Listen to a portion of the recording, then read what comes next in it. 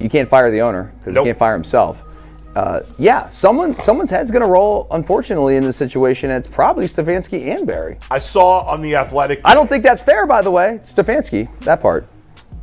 I agree. I was saying the other day on my podcast that Barry should be fired, and I said I wouldn't fire Stefanski, but a couple of people made the point of saying, well, if you fire the GM, you got to give him a chance to hire his own coach, which is fair. That's true. Mm-hmm. So I would fire Barry. I would hire a new GM.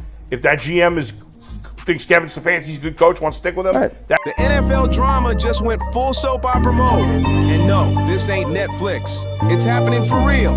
Word on the street is Andrew Barry's ready to kick Coach Stefanski out the door like yesterday's leftovers if he doesn't hand the offense to Shedeur Sanders. Can you imagine? The Browns might actually gamble their whole season on a quarterback shakeup so wild even a reality show producer would say, too much drama, grab your snacks, because this mess makes The Bachelor look like Sunday school. The nerve of it all. Andrew Barry's patience has finally cracked, and honestly, who can blame him? Cleveland fans are straight up begging to see Shedeur take the field. They're done waiting. Meanwhile, Barry's in his office pacing like he's defusing a bomb, while Stefanski's acting like Shedeur is some forbidden secret locked in a vault.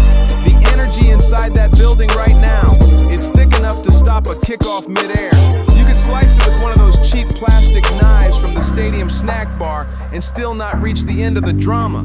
But make no mistake, I think it's unfair for me to comment in I guess maybe on behalf of the industry. All I can say is this, the time that we spent with Shedeur, and what he's done throughout his college career is impressive. He's an impressive young man. He's a really good quarterback. Sometimes fit comes into play, and I'd also say this, there are 4 more rounds of the draft, and then maybe lastly, it's less about where you get picked and what you do after you get picked. That's really the most important thing. Getting to know him over the course of the spring, he has a ton of resolve, and I think he's going to find himself. this isn't just tension, it's ego warfare. Stefanski's pride is holding this whole team hostage. Instead of giving fans what they're screaming for, he's doubling down on Dillon Gabriel. Dillon Gabriel. The name alone sounds like a plot twist no one asked for. The Browns' quarterback depth chart looks less like a football plan and more like a late-night prank show. Imagine telling fans starving for steak that they're getting tuna, and not even the good kind, the dry one that glues itself to the roof of your mouth. That's what Cleveland's serving right now, and everyone's choking on the absurdity. It's honestly hilarious. Stefanski's out here acting like the smartest man alive just to prove a point. Fans are chanting Shedeur's name, rocking his jerseys, even photoshopping him into Brown's highlight reels. And Stefanski's response? He throws Dillon Gabriel on the field like a substitute teacher nobody asked for. The crowd's stunned, the locker room's confused, and somewhere out there, Andrew Barry's watching the chaos thinking, this man's really testing me. It's such a petty power play. It's almost artistic. Stefanski's digging his heels in so hard, you'd think he's trying to carve his name into failure itself. The fans could storm the field with torches and pitchforks, and he'd still be like, nah, we're rolling with Gabriel again. It's beyond stubborn. It's personal. And you just know Andrew Barry's somewhere in the stands watching Gabriel toss another 5-yard check down like it's a live grenade, muttering under his breath.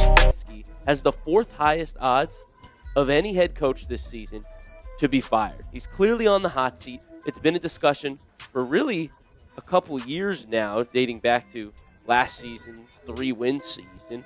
And he's always had kind of hot and cold seasons. And now the sportsbooks are saying he's 4th on the list. Number 1 is Mike McDaniel of the Miami Dolphins, Brian Daboll of the Giants at 2, Shane Steichen at 3, and there is Kevin Stefanski plus 650 to be fired. This is the hill my coach chose to die on. It's comedy disguised as football. Gabriel over Shedeur, the man who literally is a highlight reel, while the offense looks like it's wading through wet cement. If Barry's hair wasn't already thinning from stress, this quarterback circus might just finish the job. The fans have officially snapped. They're done pretending to be patient. Every stalled drive feels like a slap in the face. Every Every 3 and out gets booed like the team just punted their own dignity. The crowd doesn't just dislike Stefanski's decision, they're treating him like the villain in a discount superhero flick.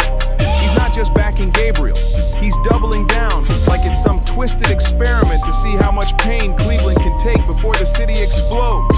It's like watching someone keep a Ferrari locked in the garage while proudly showing off the family station wagon at a drag race. At some point, you stop asking why and start wondering if there's a secret side deal we don't know about. Maybe Stefanski promised Gabriel's family a lifetime of starts just to keep the peace. Because at this point, none of it makes sense. The whole thing feels like a sitcom written by someone who forgot the plot halfway through. One week, Barry's reportedly demanding to see Shedeur take snaps, clear as day. The next, Gabriel's jogging out there like the Browns are auditioning for a bad stage play instead of an NFL season. It's pure chaos wrapped in a football jersey. And through it all, Stefanski just sits there calm as ever, like his job isn't dangling by a single thread about to snap. The crowd's begging for fireworks, but this offense keeps handing out wet sparklers that fizzle before they even light up. Cleveland wants a real quarterback, someone who owns the spotlight, lights up the scoreboard, and finally gives this city something to cheer about besides heartbreak. But instead, they're stuck watching Dillon Gabriel lob baby passes like he's trying to win a stuffed bear at the county fair. You can't script disappointment this perfect. It writes itself every Sunday like clockwork. The fans aren't even mad anymore. They're bewildered. They've started creating their own conspiracy theories just to make sense of the madness. Some swear Stefanski just doesn't like Shedeur. Others say he's protecting Gabriel like a mama bird, shielding her last chick from the storm. About Shedeur Sanders now being the third-string quarterback for the Cleveland Browns was that so much was made out of unbelievable. He actually made the team as the third-string quarterback. Like that was a big deal. Like that was somewhat of a surprise to a lot of people. He should have been the first pick in the draft. Surprised that he made the roster. And then there's the wild one, that Stefanski's intentionally sabotaging his own team so he can walk away from Cleveland with a fat buyout check and a smug smile. Whether it's ego, fear, or pure delusion, one thing's crystal clear. The man's playing a game of chicken with his boss and an entire city that's sharpening its pitchforks. The tension's so high you can practically hear the pressure cooker whistling. Andrew Barry's patience is evaporating faster than rain on pavement in August. The fans, they're done asking nicely. Every missed throw, every wasted drive, it's adding fuel to the outrage. The chants for Shedeur are turning into full-blown battle cries. Barry's sitting there with the metaphorical nuke codes in his pocket. And Stefanski's out here daring him to push the button like it's some kind of test of willpower. Meanwhile, Gabriel keeps jogging onto the field, looking blissfully unaware that he's become the center of a civil war. This isn't football anymore, it's a full-blown ego showdown. On one side, Barry's ready to drop the hammer if that's what it takes to unleash his golden quarterback. On the other, Stefanski's gripping Gabriel like he's the last life raft on the Titanic. Yeah, I mean, the Browns are in a tough spot. They have wasted. You traded a ton of high draft capital to get Deshaun Watson. You've gotten nothing out of Deshaun Watson and missed an opportunity. Like, who knows who they would have drafted? Now, maybe they would have screwed up those picks and the Browns would still be in bad shape. But as they've done many times before. But who knows what they can. Convinced he can still steer this sinking ship. And right there in the middle sits Shedeur Sanders, the quarterback Cleveland wants, Cleveland needs, but apparently Cleveland can't have. Not until somebody's head rolls, and at this rate, the guillotine's already being sharpened backstage. The Browns aren't just mismanaging a roster anymore. They're running a full-blown comedy show in real time, one awkward snap at a time. It's like a live-action parody of what an NFL team shouldn't do. And the longer this circus drags on, the closer it gets to blowing up in everyone's face. Because let's be real, Andrew Barry isn't threatening change anymore. He's promising it. And when a GM starts making promises, somebody's about to lose their headset. This isn't even a debate now. Anyone with two working eyes can see it. Shedeur Sanders is the future, the spark, the star in waiting. Meanwhile, Dillon Gabriel looks like he's out there auditioning for a community theater, play called quarterbacking for beginners. The fact that Cleveland keeps pretending these two names belong in the same sentence, that's the biggest joke in professional sports right now. Fans are laughing to keep from crying, but you know who's not laughing? Andrew Berry. The man looks like he's grinding his molars into dust every Sunday.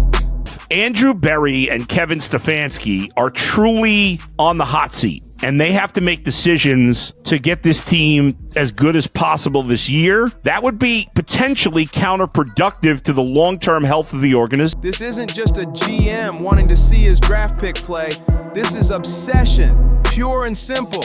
Berry sees Shedeur like a proud dad at graduation. That's my guy, my masterpiece, my redemption arc. He brought this kid to Cleveland to rewrite the franchise story, not to sit on the bench like a museum exhibit. And Stefanski's treating him like some fragile collectible. Nice to look at, but don't touch. It's insulting. The word joke doesn't even cover it anymore. It's a full-blown tragicomedy. And Berry, he's at his breaking point. Every time the camera cuts to the press box, you can practically see the fury in his eyes. He looks seconds away from smashing through the glass, storming the sideline, and yanking Gabriel off the field himself. The man didn't scout, negotiate, and draft Shedeur Sanders, the crown jewel of his rebuild, just to watch him rot on the bench while Cleveland turns into a punchline again. The patience is gone, the tension is volcanic, and the explosion, it's coming any game now. He's not just an admirer anymore. Andrew Berry's turned into a full-blown evangelist preaching the gospel of Shedeur Sanders. The man's ready to spread the word to anyone who'll listen, even if it means torching Stefanski's job in the process. This isn't admiration, it's conviction. Berry saw Shedeur's magic before the fans ever started chanting his name. He studied the tape, broke down the mechanics, and saw the future. Crazy if you think about it, but I honestly see it happening if the Browns lose a bunch of games. Like if they get 5 wins or less, I see the report coming out now that Stefanski will be fired. I don't want it to happen. I want the Browns to be good and win a bunch of games. I think that they're going to be a team that is slept on and can at least get 7 wins, which is why if they don't, I see Stefanski getting all the blame for that, and there'll be a new coach in Cleveland. Because their players, to me, are there once again. We've talked about the incredible rookie class that Cleveland has. Right there in front of him. He didn't bring Shedeur to Cleveland just to watch him wear a headset like an overqualified ball boy. He brought him here to transform the city. This was supposed to be the guy, the chosen one, the face of a franchise that's been the butt of jokes for decades, the one who could finally turn Cleveland into something worth believing in. And every second that Shedeur sits on that bench, Berry's blood pressure probably jumps another 10 points. The irony? For once, the fans in the front office are actually on the same side. Cleveland's chaotic, but not even chaos can deny what's obvious anymore. Everyone wants to see Shedeur shine. So, the NFL tried to teach him and his father a lesson. You don't act like that. You don't talk like that before a draft. We'll show you how our game is played. We will watch you plummet all the way. I think he would have gone undrafted except for that owner in Cleveland. And he is the key to everything because he is something of an against-the-grain maverick owner. He's kind of a wannabe Jerry. And especially with quarterbacks, see Deshaun Watson, he'll just crazy plumb. When Dillon Gabriel jogs out there again, grinning like he just won Employee of the Month for staying clean, the collective groan from the crowd could power the entire city's grid. The fans are tired, the reporters are snickering, and Berry, he's not just sighing, he's plotting. He's calculating every possible way to force Stefanski's hand. Every press conference, every meeting, every whispered leak to the media feels like another chess move in his mission to get Shedeur on that field. And when Barry makes up his mind, there's no going back. He's ready to flip the board if that's what it takes to finally see his guy take that first snap. Whispers are swirling through the media. Secret meetings are heating up behind closed doors. And the nuclear option, firing the head coach mid-season, is officially on the table. Nothing's too extreme when your golden boy is wasting away on the bench. Fall apart if you're 3-14 again. If you're in a situation where you're a top 5 pick again because of your record, yes, I think AB is gone. Stefanski, I think, is safe for another year, at least one more year after this. And let's be honest, Andrew Barry isn't bluffing anymore. The man didn't gamble his entire GM reputation just to sit back and watch Stefanski play video game football with Dylan Gabriel. Barry brought Shedeur Sanders to Cleveland for a reason. This was supposed to be the turning point, the moment the franchise finally looked like it knew what it was doing. But instead of handing Shedeur the ball, Stefanski's hiding him behind Gabriel like it's some cruel joke. It's like watching someone starve at a buffet because the chef insists you try the crackers first. Enough's enough. Barry's done waiting for the appetizers. He wants the main course, and that meal's name is Shedeur Sanders. And he's not the only one hungry. The fans are pounding the table, screaming for change, practically begging to be fed something worth watching. The chants for Shedeur have turned into a roar that's shaking the whole organization. Taking a generational player, which I'm guessing that was Travis Hunter. Yes, I think yeah. Book's still out on that. For a defensive tackle, when the team scored less than 16 points per game, makes me think they're safe because head coach and GM worried about job security would not do that. I agree. Do I think they're, no matter what happens, that's where I'm at, yes. They're safe? No. I don't think it's based on wins and losses. It looks like, okay, they figured some things out this year. Another draft with 2 first-round draft picks. Like, we look more disciplined. We look more prepared. We look more put together, more cohesive. Then I think, okay, they're back, even if we only win. And here's the kicker. The man sitting in the big office upstairs, he's riding shotgun with the fans. When the GM and the city are on the same page, that spells disaster for anyone standing in the way. Stefanski still thinks he's being clever, like he's making some grand coaching stand, proving some mysterious point only he understands. But everyone else can see it. He's running out of plays, running out of allies, and running out of time. Because when the boss wants something this bad, resistance isn't strategy, it's suicide. But here's the thing. Stefanski's cleverness is starting to look more like self-destruction with a playbook attached. The man's acting like he's untouchable, like his headset gives him diplomatic immunity. But that calm poker face, it's cracking fast. Never. There's no scenario to me where a coach and a GM are on the hot seat where that's going to be beneficial to the team in any way. And it's not. You could talk yourself into it. Well, they feel the pressure. Maybe they'll get... Inside that locker room, players are starting to whisper, not about the next game plan, but about whether the coach even makes it to the next game.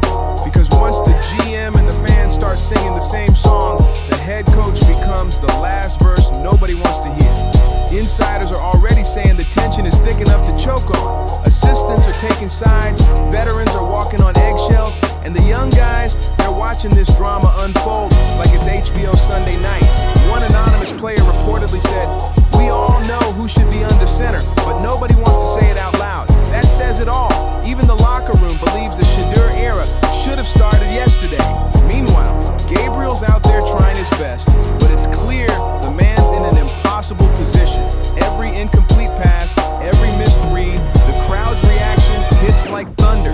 It's not just frustration, it's rejection. They're not booing the play, they're booing the decision. Address this sort of persistent narrative that that you're trying to sabotage Shedeur Sanders, especially after yesterday and not putting him in for the 2-minute. Yeah, obviously, I don't concern myself with outside type of things, but I'm committed to his development, just like all of our rookies. So we'll continue to focus on getting our guys better. And Stefanski, he just keeps staring at his play sheet like it's gonna magically fix itself. The energy in Cleveland is reaching meltdown mode. Barry's ready to make a move, the fans are ready to riot, and the team is ready for clarity. Everyone knows what needs to happen. Everyone except the one man holding the whistle. Stefanski's corner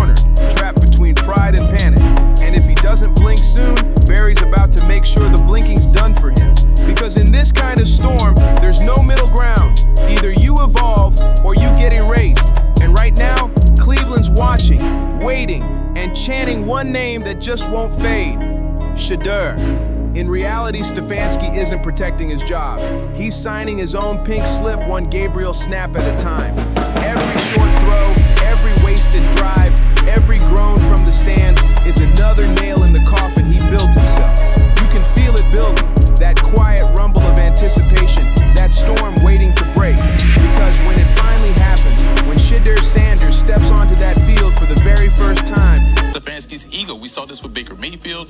Oh, it doesn't fit my system. Well, your system has to be about the players that are in it. And we've seen him do this because the offense was completely different when Dylan Gabriel was out there. It was a lot of, short, quick passes to get the ball out of his hands, spread the formation, which is great. That's what you're supposed to do for a guy that thrives in that situation. So I don't know why for Shedeur the offense changed. He kind of wanted to curate something around him.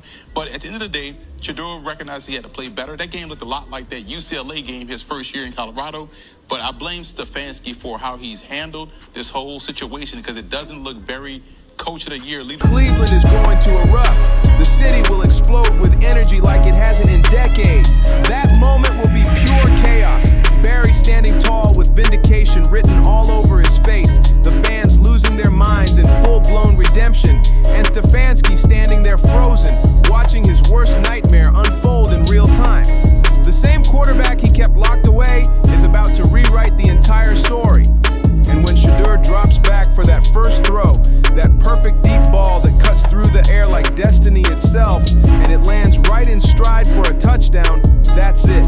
Game over. The debate dies right there on the spot. No more excuses, no more experiments, no more pretending Dylan Gabriel was ever the answer. All that stubbornness, all those wasted Sundays, all the drama that's consumed this team will collapse under the weight of a single spiral.